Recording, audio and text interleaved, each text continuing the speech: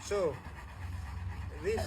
this is a combination of German Shepherds and Saint Bernard,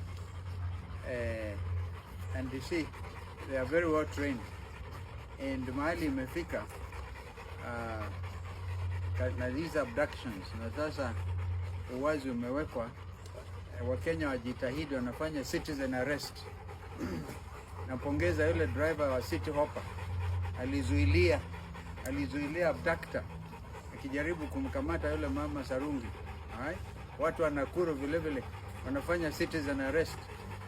Kama askari polisi ajitambulishi kwamba ni askari, you don't allow him to abduct a fellow citizen.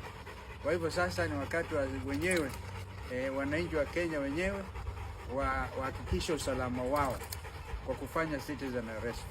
Asanteni.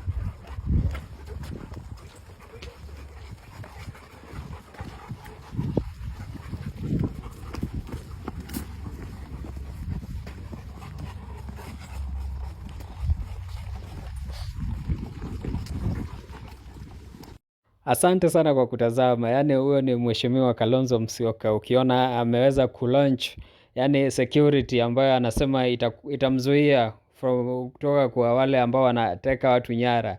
Yani Kalonzo amejipanga vilivyo. Sasa sijui una maoni gani kuhusiana na Kalonzo na hizi German Shepherds zake? Wewe umejipanga aje? Hebu niachie maoni yako hapo kwenye comment section. Finya notification bell kama uja subscribe, na kuomba uweze kusubscribe ili wakati wote tunapata habari kama hii unakuwa mtu wa kwanza kuipata. Hadi wakati mwingine, na kutakia usiku mwema.